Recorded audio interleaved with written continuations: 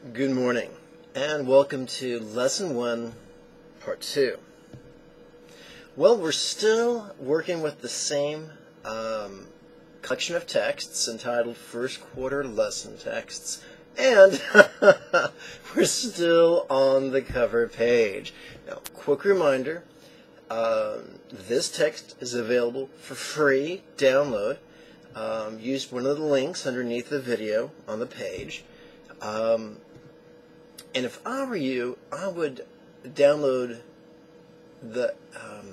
a new copy of this every time you watch a video because they are updated frequently. At the very least, they're updated with links. And the idea is that eventually this thing will be full of links, so that as you progress through every new bit of information, there'll be a link that you can click to get an explanation. Now, is this a substitute for receiving the teachings at a retreat, or receiving the teachings every week in person, or receiving the teachings every week during a webinar? Not at all. This is an adjunct. Having said that, last week I explored what my name meant, and I explored the basic test of a teacher. The basic test of a teacher is not his resume, or his cool haircut, or his bitchin' robes. The test of a teacher is the effectiveness the people of his instructions when applied.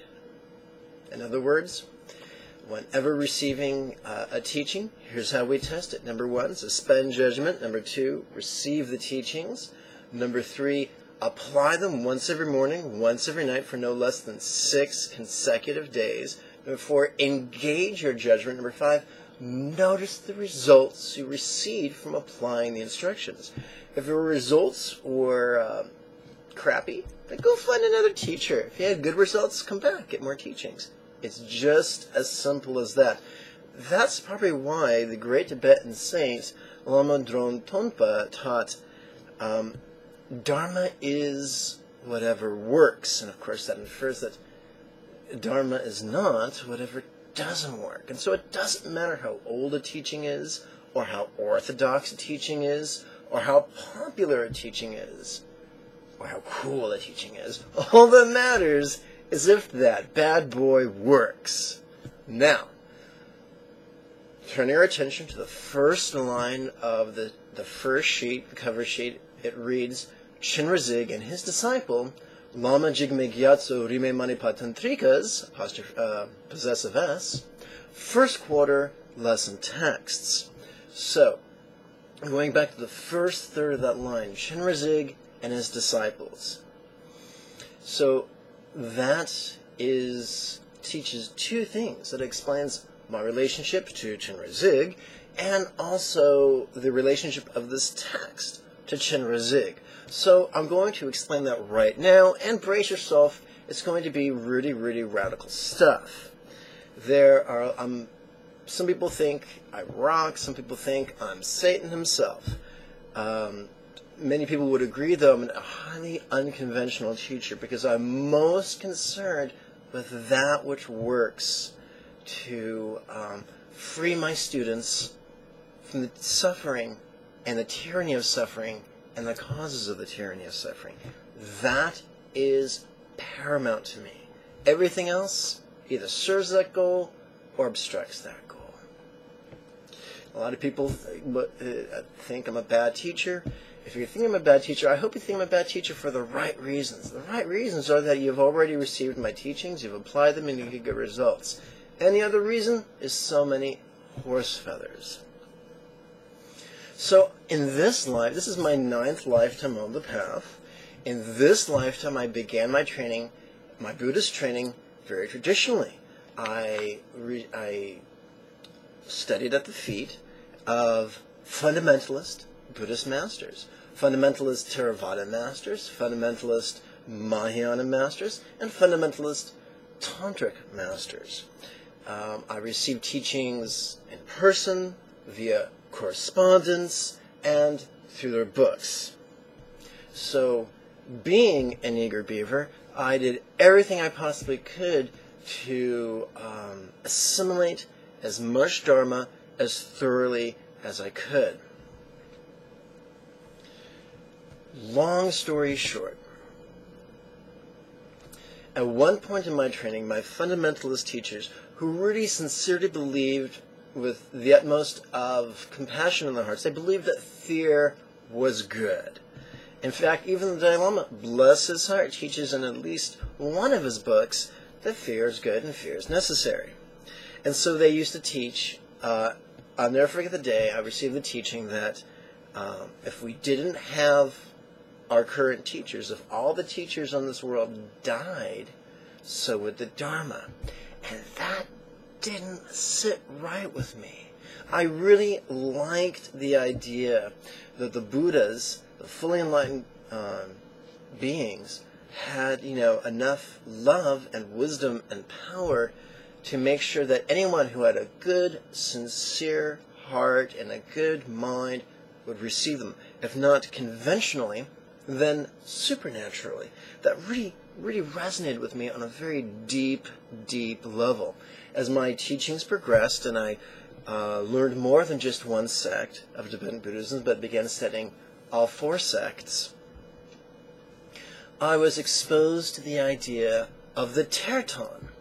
The Terton is just my stupid white person way of pronouncing, there's a Buddhism there, pronouncing the Tibetan word. So the idea of a Terton could be described using English words as an oracle or as a prophet. And here's how it works. This is not a uniquely Tibetan concept. We read, I was taught that in India, both laymen and monastics, certain laymen and certain monastics, learned how to dialogue directly with the Buddha of compassion. They learned how to ask questions and receive answers in a way that not only reinforced what they already knew, but contributed to what they already knew and refined what they already knew. And that's really, really cool. And so when Buddhism moved to Tibet, or spread to Tibet, this skill was not lost. But sadly, we live in a world where people love power more than wisdom and more than love. And they love elitism. And elitism crept into Buddhism. It's very tragic. But rather there's humans, there's going to be human foibles. So, elitism crept into Buddhism. Pretty soon you had the teaching that, oh yes, only special people could become Tertons. Only special people could become oracles. Well, I'm a radical teacher, and I teach that everyone can become an oracle. In fact, I have, as you've already probably heard, I teach a weekly webinar series. Actually, I teach 6 weekly webinar series. Every 2 months, I start another weekly webinar series. There's a Monday series, a Tuesday series, a Wednesday series, a Thursday series. You get the idea. So and they're staggered, so every 2 months another series begins or restarts. And that way, people can, jump on from the beginning. And that's really cool. It's a 50-week program, a 4-quarter program. In the first quarter, I teach people a very, what's the word I want to use? Ungainly, rudimentary way of dialoguing with the Buddha of compassion. I call that the level 1 oracle training. In the second quarter, you guessed it, they get level 2 oracle training. And they use an easier, I don't say easier, but a more elegant method. And then in the third quarter, they learn level 3 oracle training. And it's really, really cool. And basically, they learn the mechanics, and they learn both the science and the art. The science would be the mechanics of dialoguing. The art would be the art of asking the right question at the right time. And what's really cool is this system that I teach is predicated upon one's intimacy with the Buddha of compassion. So it makes sense that I don't actually teach the first technique towards the very end of the first quarter, because I want people to have 11 weeks, or at least 7 weeks, of doing their homework twice a day, 7 days a week, of reciting the 6-syllable mantra, Om Mani Padme Hum, of reciting the name of Chenrezig, at least mentally, twice a day, for at least 7 weeks. That builds up what I like to call a psychic intimacy, or spiritual intimacy with the Buddha of compassion. So what's that is? That's me setting my students up for every success. And what's really cool is, it's not easy to know how to ask, to word the question in the proper way, no less ask the right question in the right sequence. And here's what I found. We only grow in response to a need. You want to grow your biceps? You better do some sit-ups, because your body only grows in response to a need presented. Same thing with our spiritual life. It's only by trying and failing that we develop a skill. Frustrating? You betcha. Necessary? Oh yeah. So as the weeks turn into months, and the months turn into quarters, and the quarters turn to a year, as my students progress, this process of dialoguing and striving to formulate the right questions retrains. My goodness. Welcome to the Elmerfeld School of Elocution. It retrains one's intuition. So the intellectual Lam Rim trainings and the mystical Chokchen trainings and the oracle trainings serve to retrain our intuition, to make it more reliable and more sensitive, so that we ask better and better questions at the most opportune times, until eventually in the fourth quarter we begin to receive what I call psychic downloads. So up to that point, in the first 3 quarters, it's basically us initiating with the Buddha of compassion, either in response to a need that has been set before us, or in response to a subtle intuitional pinging. But in a psychic download, it's Chenrezig who initiates the phone call, for want of a better term. And typically what happens to my students when they first receive the psychic downloads, they receive them in terms of a couplet or a line or maybe a quatrain. And I always tell them to test what they receive. And the test of any psychic download is the application. When you apply it, what is the fruit it creates? And so everything is tested in the crucible of pragmatism, in the crucible of suspending judgment, applying the object, engaging judgment, noticing the results. I think a popular self-help teacher calls that the master plan of success.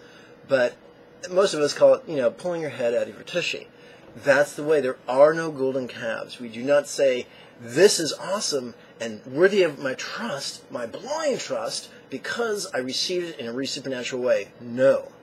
The test of any teachings that we receive conventionally or supernaturally are the results they generate.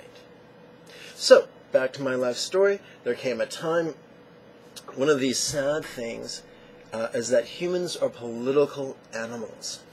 And the longer a spiritual system is on the earth plane, the greater the number of generations between the present-day practitioners and the founders of any spiritual tradition, the more room there is for political influences to get in that spiritual path. And I mean all spiritual paths, Eastern and Western, all spiritual paths.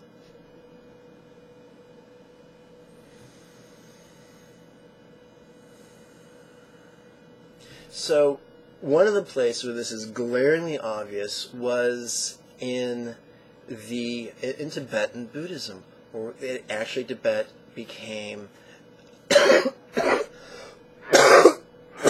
a theocracy.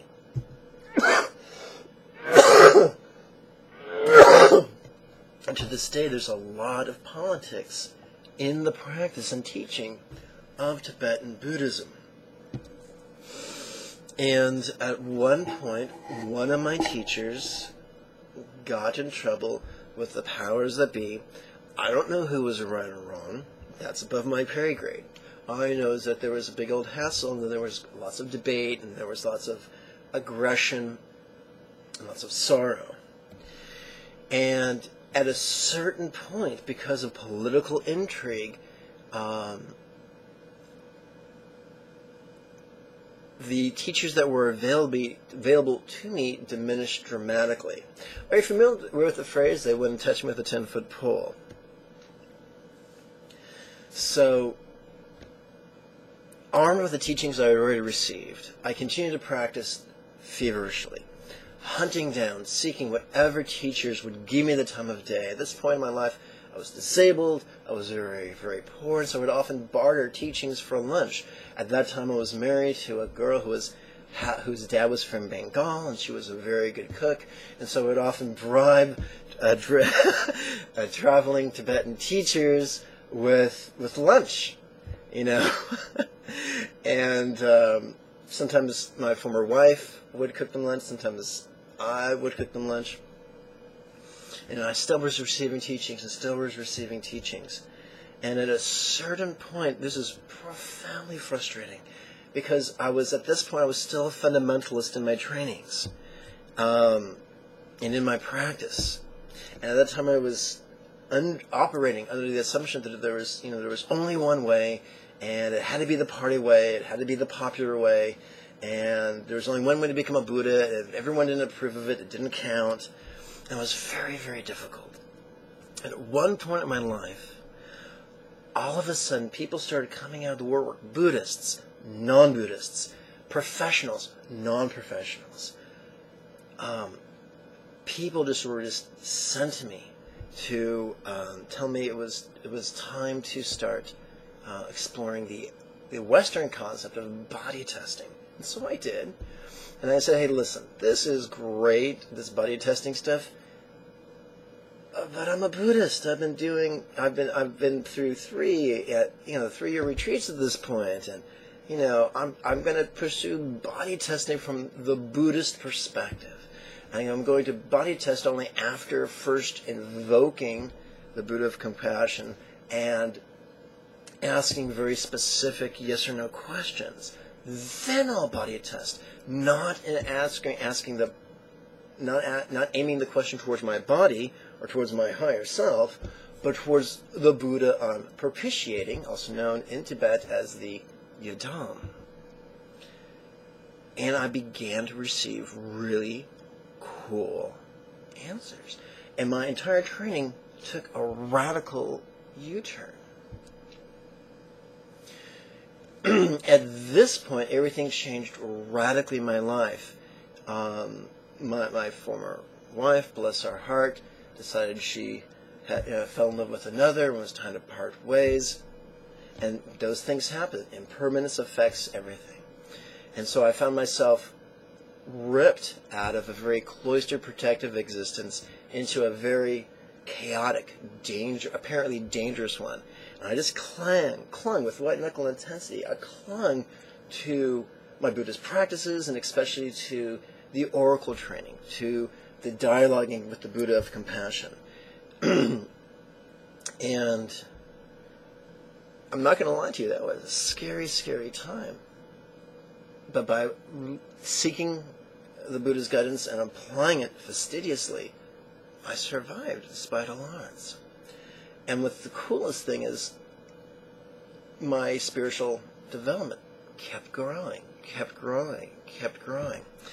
And so basically my spiritual development was dichotomized, or broken up into two halves. One half was the stuff I was getting directly from the Buddha of compassion. The other stuff was the stuff I was getting directly from teachers and indirectly from their books. And I was always looking for a corporeal teacher that I could have a one-on-one relationship with. Even after my initial teacher got in trouble, even after other teachers pulled away from me because of a prior teacher, still kept seeking spiritual teachers. I wanted to complete my training in the most orthodox way. And at that point in my spiritual development, I really was a coward, and I was a scaredy cat. And I really thought there would be safety in orthodoxy. I really thought there would be safety in fundamentalism. At that point in my life, the whole prospect of being a liberal was terrifying. I wasn't ready for it at that time. So I was continually seeking teachers. At one point I was actually in communication with a monastery, a Jigme monastery in the East Coast. I'd already been staying at various Mahayana and Theravada monasteries. And this time I got some very specific psychic downloads to stop and just get comfortable, completing my training in San Diego County in Southern California. But I was still looking for additional teachers. And at one point, I got the psychic download that said, okay, it's time to go through your bookshelf and rate your teachers by their ranking, and according to the Bodhisattva Index. And it's simple. I got the psychic download. It's time to ask the Buddha of Compassion what bhumis my teachers had received. And according to the teacher, one of the teachers of the Dalai Lama, Dilgo Khyentse Rinpoche, there are 10 Bodhisattva bhumis, the 10th bhumi being full enlightenment. Now, there's different teachers and different systems. Some people say there's 12, blah, blah, blah. But, the teacher who resonated with me the most deeply insisted there was 10. And when I dialogued, I kept getting that there were 10, that there was no 11th bhumi. There's only 10. I'm sorry. 10. There you go, got the thumbs in there. Anyway, so at a certain point, I organized all my books according to the teachers, and all my teachers according to their rank on the Bodhisattva Index, or the Bodhisattva Bhumi Index.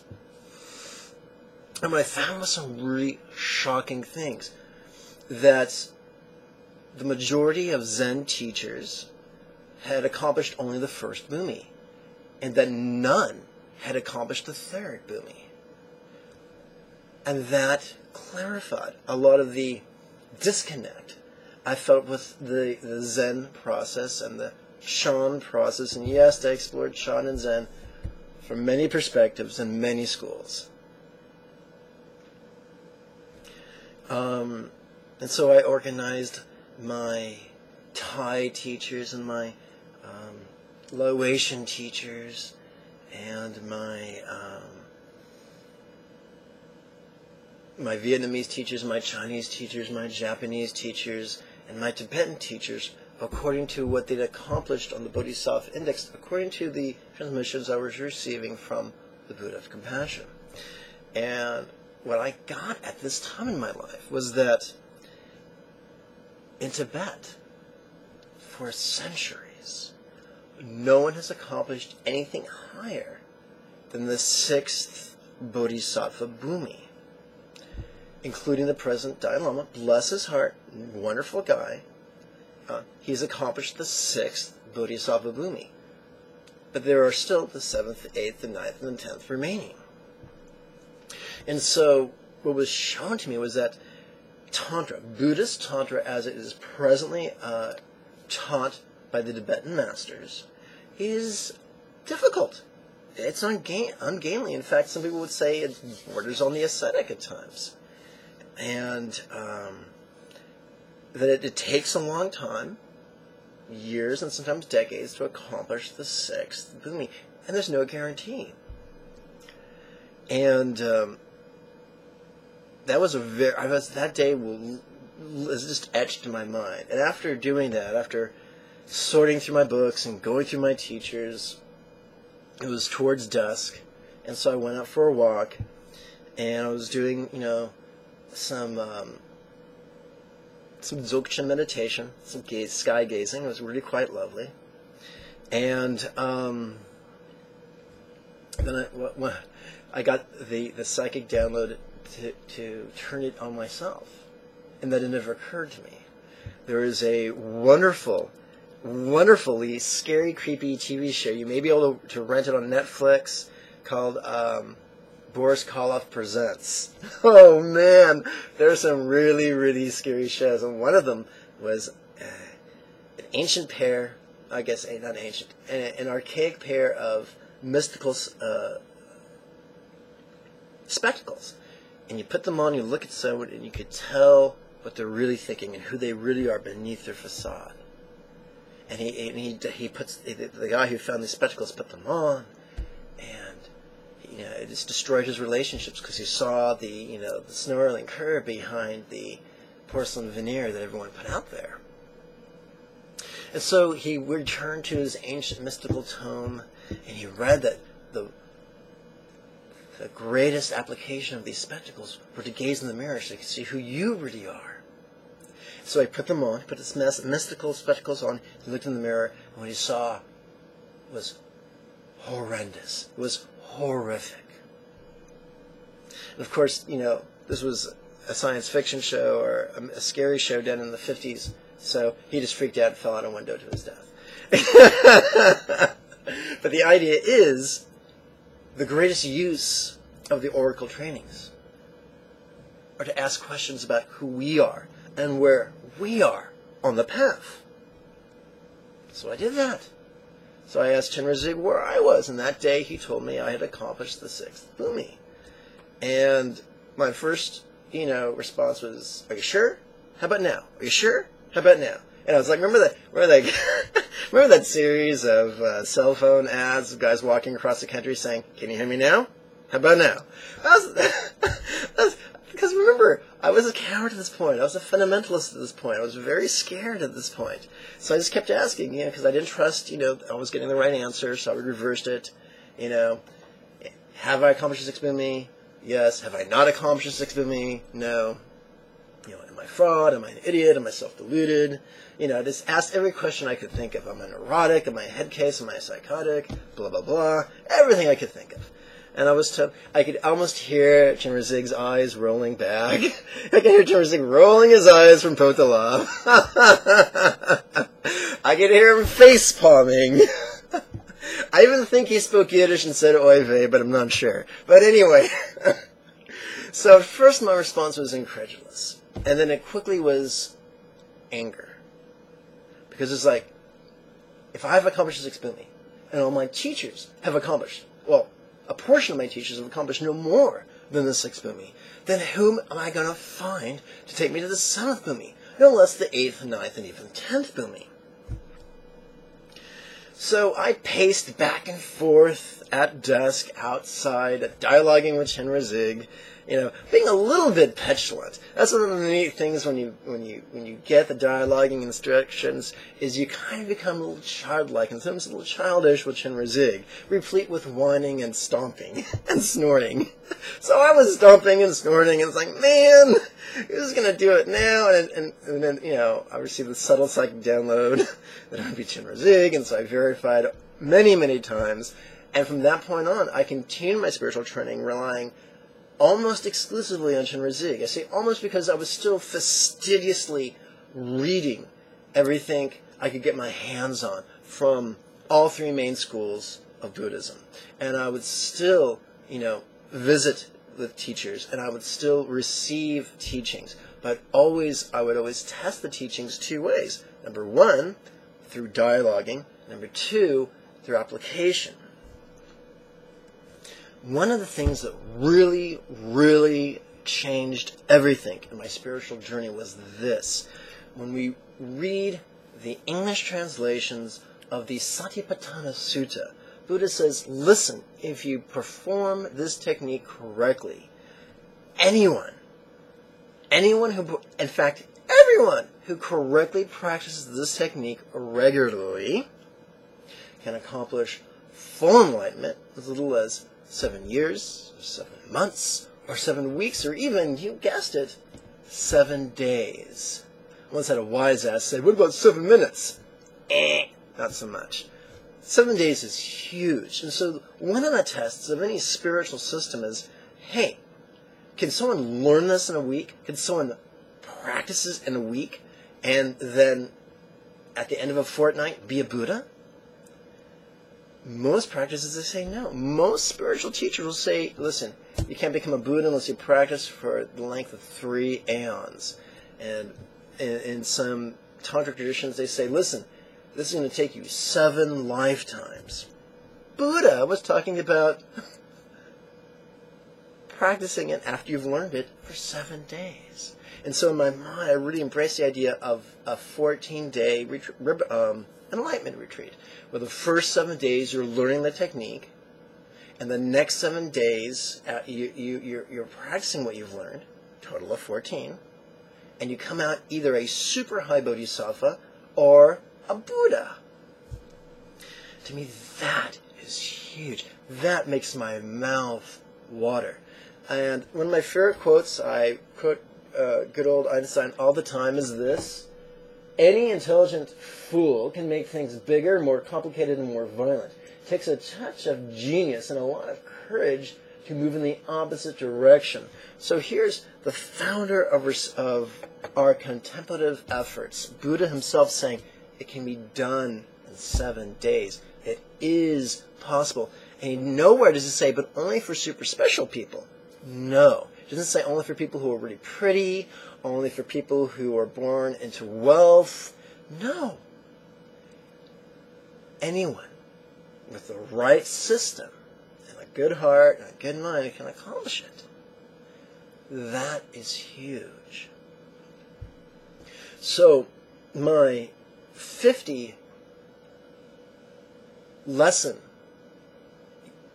yearly annual webinar can be folded down into a 14-day retreat where someone practices, where the students meet at 6 a.m., 10 a.m., 2 p.m., and 6 p.m., 4 times a day.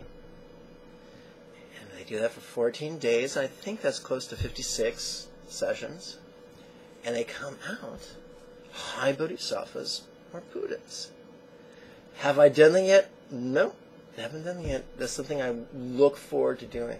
But that's the way I've engineered the 50-week annual weekly webinars.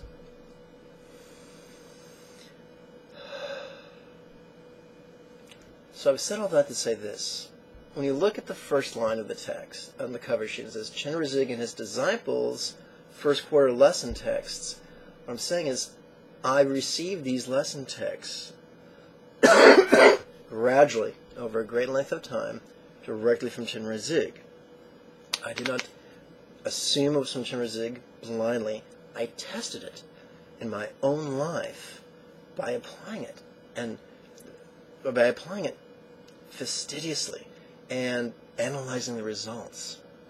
One of the really great things, fortunate things about my life, is I was born into a broken brain, and a broken body, and a broken family, and I've had so much sufferings, is that it's basically transformed my body into a bullshit detector. And the only way I can survive my huge health challenges is by relying on spiritual techniques that are effective and that are very potent. And so I remember many years ago being being very frustrated because I want the text to be perfect and to be done, and I kept receiving continual what's it called, psychic downloads on every text I worked with. Some of them were subtle, move the semicolon. Some of them were huge, completely reshuffling and rewriting. And over the years, as I progressed in the spiritual path, I went from dread to enthusiasm. And it forced me it whittled away my perfectionistic tendencies until I became very comfortable with the fact that everything is a work in progress and everything is changing all the time. As I draw this lesson to its end, this lesson 1 part 2, and we look towards the very bottom of the cover sheet for the first quarter lesson texts, we see this colophon compiled and adapted from traditional texts and direct transmission under the loving guidance of the Buddha of Compassion. So, it was compiled from traditional texts. The traditional texts were adapted under the guidance of Buddha of Compassion. There were also direct transmissions from the Buddha of Compassion and also from Green Tada. And that's huge. So, I don't say this with false humility. I'm saying this with just honesty. You know, if this works well for you, it's because of Chenra Zig, Avalokiteshvara, and Green Tada. If it doesn't work well for you, if this is a piece of crap, then maybe I'm just a really, really bad secretary to the Buddhas. God knows I'm a bad speller and a horrible typist. So, a lot of people say, Lama Jigme, how do we know you're not a fraud? You got the cool haircut, you got the monastic robes, what's the deal? Were you ordained? Yes. I received ordination from people of flesh, blood, and bone, but I also received ordination from the Buddhas. I received ordination from Chenra Zig and from Green Tada. I received teachings from teachers of flesh, blood, and bone. I received teachings directly from Green Tada and Avalokiteshvara.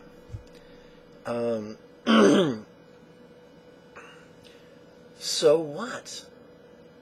I might be a fool. I might be a fraud. I could even be a fiend. Or I might be the real deal. There's only one way to know. And whether you're checking with Lord Buddha and the Sutta of the Kali Mazda Lama, or whether you're checking with Lama Dron Tonpa, the only test of the teaching of a teacher is the efficacy of his teachings when applied. That's it.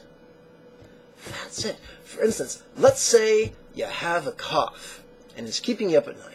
So let's say during the day you want an expectorant and at night you want a suppressant. Okay? What's the test of a suppressant? What your friends say? What doctors say?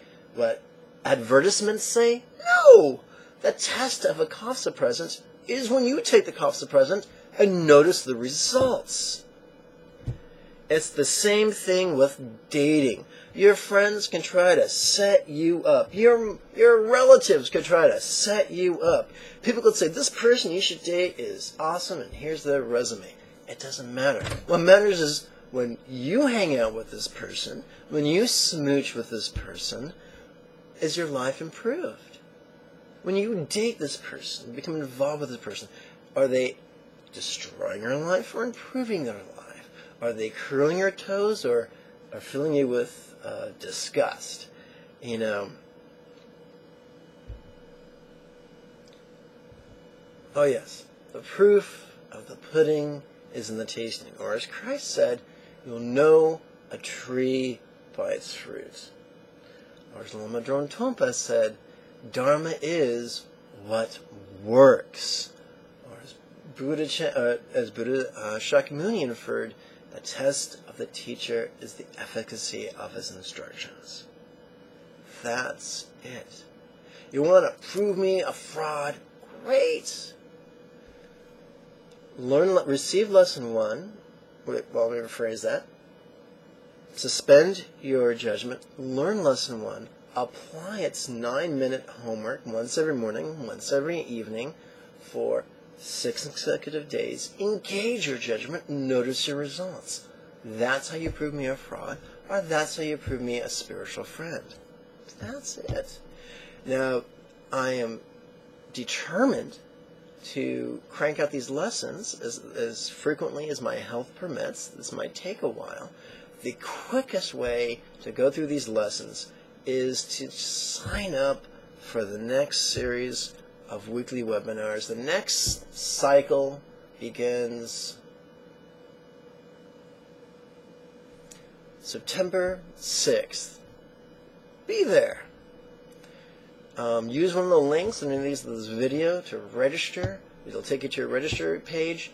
There's some confusion. There is a mailing list form at the top of the page. That's lovely. But the registration button is towards the bottom. It's 3/4 down the page, and there's a big button that says register. You have to click the register, folks. But, folks, if you don't click the register button, you're not registered. Okay. I thank you for your time and your kind attention. I invite you, let's see, I want to make sure I got this all coordinated right. Use this hand, yes. Click the subscribe button, so every time I put a video, you are notified in your inbox. And I invite you to click, let's see, the like button, and that'll reveal 3, what do they call them, social networking buttons. So you can spread this out to your friends. Enough of that. I thank you for your time. I thank you for your kind attention. May you and yours be healthy and happy. Om Mani Padme Hum. Bye-bye.